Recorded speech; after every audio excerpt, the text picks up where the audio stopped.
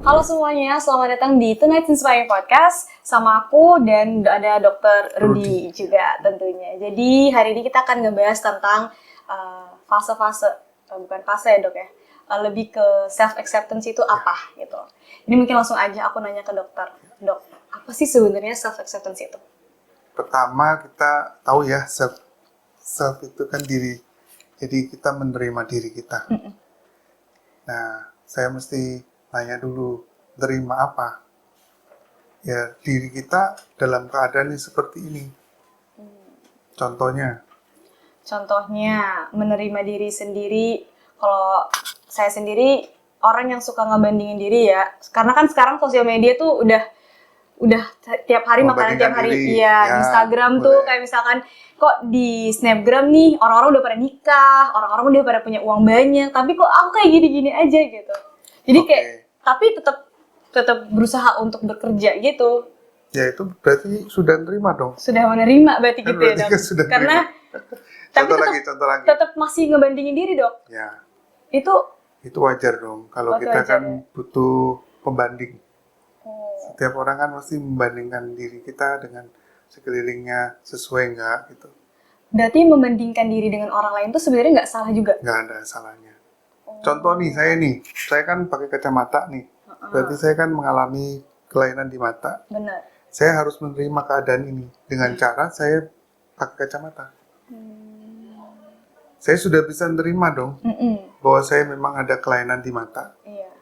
Sehingga saya bisa bekerja, melakukan aktivitas saya sehari-hari. Itu salah satu self-acceptance juga. Oh, berarti sebenarnya gitu. Kita semua ini ada masanya sudah menerima diri sendiri. Ya. Kalau misalkan kita nggak nerima diri sendiri itu berarti jatuhnya ada kan yang nggak nerima diri sendiri, akhirnya dia nggak mau pakai kacamata, dia cuekin dirinya, dia melakukan asal-asalan, terus merusak dirinya sendiri. Itu artinya dia belum menerima dirinya sendiri. Salah satunya. Gitu. Ada juga yang menyerang orang lain, ini gara-gara kamu nih membuat saya seperti ini. Kan nggak bisa terima diri sendiri kan. Atau misalkan nih sudah tahu bahwa kita tidak punya uang yang cukup, akhirnya kan karena tidak mau menerima itu dia mencuri. Atau mungkin waktunya udah nggak keburu nih, terlambat nih, ngebut. Akhirnya apa yang terjadi? Melanggar peraturan, kecelakaan. Tidak bisa menerima kan. Semuanya itu dasarnya satu, bahwa orang itu tidak bisa menerima dirinya saat itu. Kalau bisa menerima, jadi seharusnya nih saya harus datang di sini tepat waktu. Jam 12. Berarti saya harus menyiapkan diri, jarak dari rumah bagaimana. Itu kan menerima diri kan. Iya, benar-benar. Dengan keterbatasan kita, kalau misalkan kita nggak punya kendaraan, harus naik angkutan umum. Menerima, sadar. Jadi intinya adalah bagaimana orang itu sadar. Sadar ini kan saya sadar bukan ini, tapi sadar dengan keadaan. Diundang jam 12, datang jam setengah 12. Iya. Salah satunya caranya. Kayak gitu. Oke. Terus nih dok, dalam fase atau dalam dalam proses menuju untuk kita bisa menerima diri sendiri itu kan mungkin ada fase-fase traumatik ya kan, yang mungkin di kitanya tuh ngebekas gitu loh, yang akhirnya itu malah bikin kita nggak bergerak. Contohnya mungkin kayak tadi kacamata gitu loh. Mungkin kita trauma untuk menggunakan kacamata, tapi kita tahu nih mata kita ini minus gitu loh, tapi kita tetap nggak mau pakai kacamata. Jadi fase traumatik itu yang akhirnya memberhentikan proses kita menuju ke proses menerima diri sendiri. Yep. Nah, caranya tuh ada nggak sih dok supaya kita untuk tetap mau menggunakan kacamata? Oke. Berarti kan dia belum sadar itu namanya. Harus ada kesadaran dari diri kita sendiri. Oh, ternyata saya perlu. Ternyata kalau pakai kacamata saya lebih enak. Jadi harus ada dari diri sendiri. Nah, salah satu cara supaya kita bisa itu, kita harus melatih. Melatih apa? Melatih kesadaran kita. Ada beberapa kan sekarang yang kita bisa lihat, tengok di beberapa YouTube atau mungkin di podcast tentang melatih kesadaran mental. Jadi kesadaran kita ini tuh inti pusat dari semua masalah. Jadi kalau kita melakukan sesuatu yang kita rasa tidak baik, itu biasanya dari pikiran kita. Nah, kita harus melatih nih pikiran kita ini. Ternyata otak manusia itu pusat dari semuanya. Rasa sedih, rasa menerima diri tadi, terus mengerti bahwa ini salah, ini benar ya dari pikiran Dari kita. pikiran. Intinya di pikiran ya dok ya? Oh, oke. Nah, ada satu bagian dari otak kita yang ada di depan ini namanya prefrontal cortex.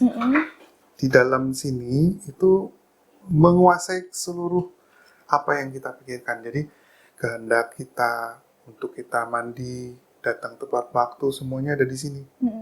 Kalau kita nggak latih, kita jadi pemalas, kita jadi nggak bisa melakukan aktivitas yang seharusnya dilakukan. Dan ternyata untuk melatih otak manusia itu ada caranya. Caranya adalah melatih kesadaran mental. Apa itu kesadaran mental? Bukan saya sadar begini. Bukan. Jadi sadar saat ini saya berdiri di sini, saat ini saya sedang bernapas, saya sedang dalam podcast ini dan ada Fatia kan. Ini sadar. Nah, kadang-kadang kita lakukan contoh makan. Sadar saya makan. Tapi saya buka YouTube, saya nonton, kemudian saya cerita, kemudian saya makan, saya baca lagi. Apa yang dilakukan? 3 kegiatan sekaligus. Nah, apa yang terjadi kalau handphone kita kasih program macam-macam dalam satu waktu, buka 5 program, apa yang terjadi? Error. Itu juga akan terjadi pada manusia. Nah, latihan kesadaran mental melatih kesadaran kita atau otak prefrontal cortex ini dengan cara apa? Dengan cara menyadari bernapas. Gampang ya? Bernafas. Yoga gitu bukan? Jadi gini, mungkin bukan saya nggak nyebutin yoga, tapi latihan sadar bernapas. Sadar bernafas. Menarik nggak? Menarik ya. Kelihatannya sederhana. Oh, gampang ya, bernapas. Bernafas aja dok. Tapi begitu kita bernapas 1 menit aja udah langsung pikiran kita melompat. Saya pengen ini, nanti sebentar lagi saya pengen itu. Betul nggak? Jadi Bener pikiran kita melompat-lompat nih seperti monyet. Pengennya jadi banyak gitu. Iya, dalam satu waktu. Dalam satu waktu. Nah, kalau kita melatih, saat ini saya hanya sadar bahwa saya bernapas. Dilakukan berapa menit? 20 menit sehari. 20 menit bernafas. Diam gitu. Menyadari bernapas. Menyadari Diam bernapas. aja. Diam, tarik nafas. Gitu aja dok. Iya. Tiap Tapi hari pikiran kita hanya tertuju dengan napas kita. Dan ternyata setelah diteliti, terjadilah satu perubahan di sistem otak kita.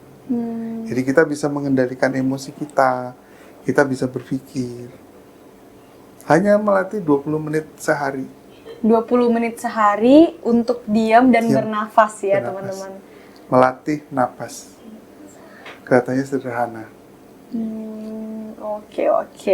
Berarti ini bisa dicoba ya buat teman-teman semua ya tentunya ya. Untuk bisa dicoba setiap hari 20 menit untuk bernafas ya. Jadi mungkin bisa pikirannya tuh jadi bisa tertata kali ya dok ya jadinya jatuhnya. Sederhananya gini. Jadi kita duduk seperti ini, kemudian bernapas.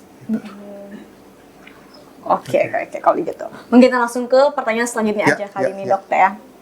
Ini berarti ada nggak sih dok terapi khusus yang biasanya dilakukan untuk menerima diri sendiri gitu? Salah satunya mungkin tadi dengan bernafas tadi itu ya dok ya? Ya, jadi kan tadi ada orang kan menyadari merefleksikan diri sendiri setiap hari sebelum tidur atau apa kan ada untuk memikirkan sehari ini saya sudah melakukan apa aja. Ya. Itu satu. Kedua, melatih kesadaran tadi. Apapun yang kita hadapi, kita latih itu bisa. Apabila ketiga, kalau semua sudah kita lakukan tapi kita masih tetap tidak bisa mengendalikan diri, kita butuh konsultasi ke profesional. bisa datang ke dokter ahli jiwa atau psikiater untuk berkonsultasi. Oke, berarti ada 3 tadi ya. Yang pertama teknik bernafas tadi, terus yang kedua mungkin bisa dibentuk dengan journaling kali ya dok ya. Karena journaling boleh. Ya kan. Terus kalau misalkan 2 ini udah nggak bisa, mungkin bisa minta bantuan sama dokter ya. Ya, betul. Benar banget. Setuju deh kalau gitu. Ya. Nih, ini mungkin ada beberapa pertanyaan dari Instagram nih, teman-teman dari Instagram udah pada kepo semua ya pertanyaannya. Mungkin lebih ke pertanyaan nih, sering banget nih ditanyain sama teman-teman, apalagi kita anak-anak zaman sekarang nih dok ya. Self love itu egois nggak sih dok? Karena banyak orang yang nggak bisa ngebedain antara kita egois atau self love gitu. Bentar, saya mau nanya dulu. Maksudnya self love itu apa? Mencintai diri sendiri. Contohnya Kayak misalkan karena aku saking cintanya sama diri aku sendiri. Saking cintanya. Iya, nggak, karena aku mencintai diri sendiri. Aku nggak pengen kumpul-kumpul sama orang-orang yang mungkin akan menyakiti aku gitu misalkan. Itu kan wajar kan berarti? Itu bukan kan egois ada orang yang ingin menyerang kita terus kita nggak mau datang. Ya, daripada kita diserang kan, daripada berarti itu bukan egois. Itu mekanisme pertahanan kita. Okay. Kita menghindari sesuatu yang tidak menyenangkan. Benar. Ya misalkan ini panas, saya menghindari itu, panas. Saya cari tempat yang dingin. Oke. Berarti self love itu nggak egois ya dok? Yang dimaksud egois itu mencintai diri kita tetapi menyakiti orang lain. Selama tidak menyakiti orang lain, tidak merugikan orang lain, tidak merugikan diri sendiri juga, mencintai diri sendiri tapi merugikan diri kita sendiri kan banyak. Oh iya benar sih. Ada kan? Ada. Jatuhnya jadinya berlebihan gitu dok ya. Terus membuat orang lain celaka. Kita mencintai diri sendiri tapi menginjak orang lain misalkan. Benar. Seperti melakukan sesuatu yang tidak menyenangkan untuk orang lain. Untuk kesenangan kita sendiri. Oke. Berarti self love itu enggak egois selama tidak menyakiti orang lain dan diri sendiri. Ya. Oke, siap kalau gitu. Terus pertanyaan kedua nih, selanjutnya nih ya. Gimana sih caranya supaya kita semua ini bisa tidak insecure? Maksudnya enggak merasa bahwa diri kita ini selalu kurang gitu loh dok. Dengan akhirnya membandingkan diri dengan orang lain. Tapi sebenarnya itu boleh ya dok? Iya. Insecure tuh boleh sebenarnya? Loh, harus tuh. Harus ya? Insecure tuh harus ternyata teman-teman. Insecure. Kenapa tuh insecure harus? Apa nih? Saya mesti tanya dulu. Enggak, karena orang-orang tuh zaman sekarang tuh pada kayak stop insecure, nggak boleh insecure kayak gitu loh. Maksudnya lebih real aja. Jadi misalkan kita merasa tidak amannya di mana? Kan tujuan kita merasa khawatir itu supaya apa sih? Supaya kita lebih baik. Hati-hati. Iya. Supaya tidak celaka. Menyelamatkan kita. Selama manusia merasa insecure akan tidak punah. Tapi binatang punah itu karena dia merasa nyaman. Dia diburu, dihabisin, akhirnya kan punah. Oh iya juga. Karena ada insecure, jadi kita bisa hidup seperti sekarang ini. Bisa. Jadi was-was juga ya. Tapi insecure yang berlebih, yang sampai membuat orang lain celaka, diri kita celaka, mengorbankan semua orang, ya janganlah itu terlalu berlebihan. Bener banget. Berarti artinya gini ya, entah self love atau insecure, selama itu nggak berlebihan, itu wajar aja dok ya berarti. Nah makanya kan membandingkan kita dengan orang lain, saya berbuat ini tuh kamu rugi nggak sih, orang lain rugi nggak sih? Selama tidak merugikan orang lain. Contoh misalkan saya bikin tinggi-tinggi banget itu tembok di rumah supaya nggak dimasukin orang. Itu berlebihan nggak sih? Kita tanya kepada diri kita tanya kepada orang lain. Gitu, ya. Oke. Pokoknya intinya apapun yang berlebihan itu nggak baik ya teman-teman ya. Mungkin ini langsung aja ke pertanyaan paling akhir banget karena udah banyak banget yang tadi udah kita bahas ya dok ya. Pesan untuk teman-teman semua ya yang mungkin sekarang ini lagi proses masa-masa entah bingung dengan dirinya yang nggak pengen insecure atau merasa dirinya kadang egois atau pengen menerima diri sendiri. Pesan buat kita semua nih apa nih dok dari dokter? Ini saya berikan satu ringkasan ya. Boleh. Jadi kita ini harus hidup saat ini. Kalau kita memikirkan tentang masa lalu, kita akan mengutuki diri kita sendiri. Kita menjadi merasa bersalah atau merasa diri tidak berguna, sedih, dan sebagainya. Kalau kita terus terpaku dengan masa lalu, kalau kita terpaku dengan masa depan, kita insecure, khawatir, cemas, jangan-jangan begini, akhirnya kita nggak bisa nyaman.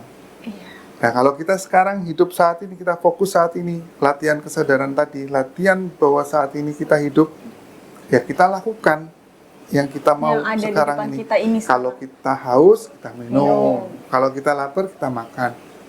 Hiduplah saat ini. Berarti hidup itu sebenarnya simple ya, Dok? Ya. Hiduplah Tapi saat ini ini. perlu dilatih. Oh, Karena hanya cuma dengan kata-kata saja percuma. Percuma ya. Latihan kesadaran mental 20 menit sehari. Oke. 20 menit sehari, setiap hari bernafas, teman-teman. Berlatih sadar kita bernapas. Jadi kita mencoba untuk hidup saat ini. Kalau kita hidup di masa lalu, kita jadi depresi, jadi takut. Takut. Kita hidup di masa depan, khawatir, insecure, terlalu berlebihan, sehingga tidak nyaman hidupnya. Hiduplah saat ini. Hiduplah saat ini. Oke, kalau gitu terima kasih, Dok, udah mau mampir di Tonight Inspiring Podcast. Semoga nggak kapok ya, Dok, datang ke Tonight Inspiring Podcast. Terima kasih, Dok. Ya, mari.